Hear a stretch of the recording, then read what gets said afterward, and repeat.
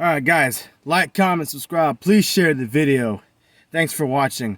Not sure if you guys are going to agree with me on this, but I could care less. I'm okay with making people mad on here with my predictions and my opinions. If any of you guys don't like it, you guys can bet me with Cash App. My Cash App name is $, capital G, capital N, capital S, capital C, and everything else is lowercase OVERAGE. GNSCoverage.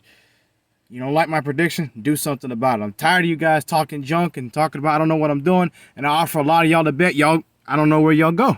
Now, on to the prediction. Julianna Peña versus Julianna. I call her Julianna out of a habit. I call it Julianna now.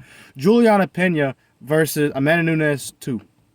A lot of people say that was a fluke win. I don't think it was a fluke win at all. I will say I think that Julianna got a little lucky in the stand-up exchanges. I wouldn't have been standing with Amanda like that, but hey, it worked. The wrestling was legit. Her ability to battle adversity when she was on the ground initially with Amanda in the first round was really good.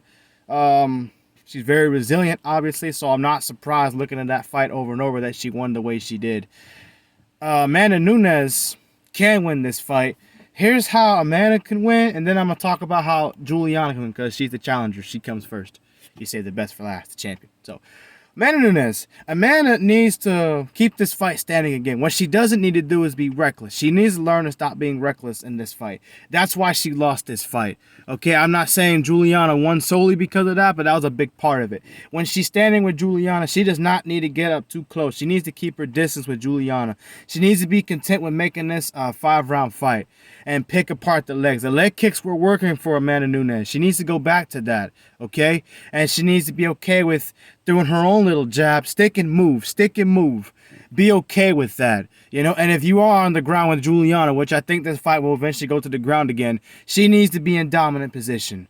And she does need to go for submissions, but not be overly aggressive. That made her tired in the first fight. If she didn't do that, that fight might have ended up differently. Maybe it didn't.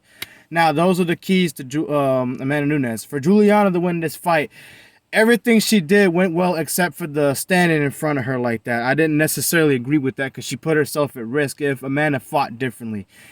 But I do agree she needs to keep close the distance again. What she should do is not just go with the jab. It worked because Amanda wasn't expecting that. Now Amanda's expecting that, so you pretty much figure Amanda's gonna be ready for that again. Well, I would say Julianna mix the jab up with body shots and get real close. Remember how Stipe Miocic beat Daniel Cormier and how Daniel Cormier was losing the 4th and 5th round in the first fight with John Jones? They both put Cormier up against the fence at some point in that fight. I think Julianna really needs to do that in this fight to minimize the leg kicks, because that gave her problems in the fight.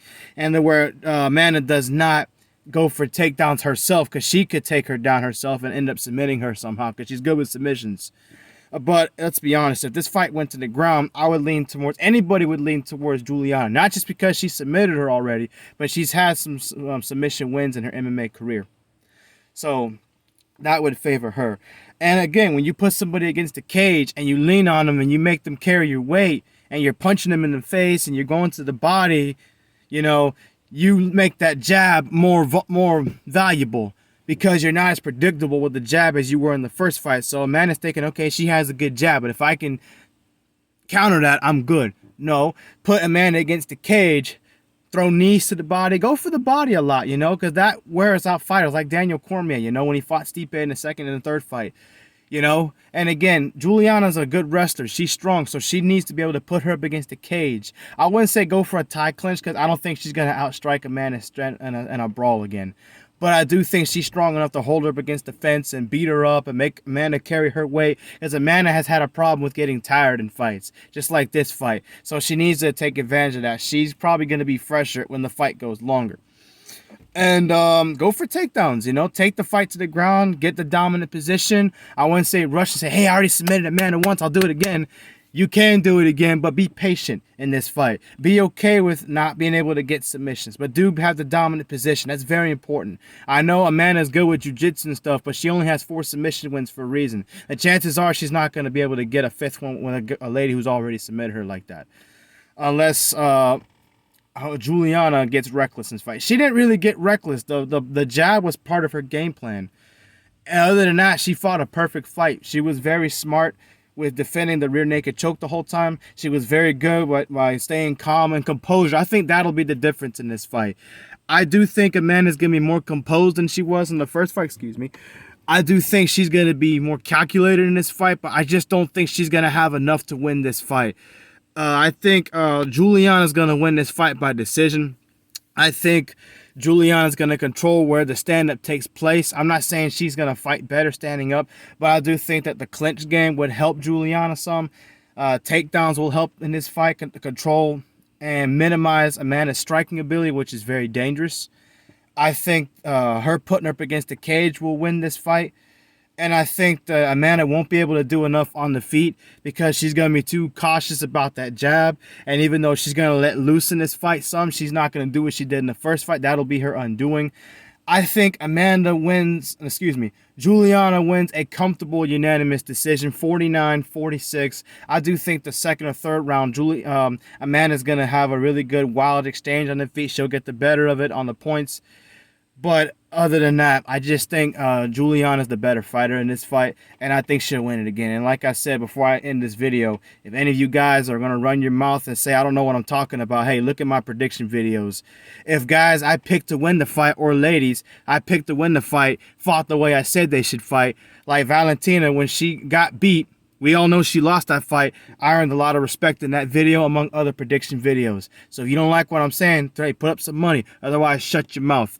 Julianna Peña, and still winner by unanimous decision. 49-46, maybe a 50-45. The wrestling, the submission defense, the wrestling and the ability to go for submissions and putting Amanda against the cage will be her undoing. I think it's going to be too much for her to overcome because, again, a fighter who has mostly knockouts like Amanda, who's a knockout artist primarily, that means their grappling may be good like Amanda's, but their grappling would be the way for a grappler like Julianna to have a better chance at winning this fight. I think that'll cost her this fight.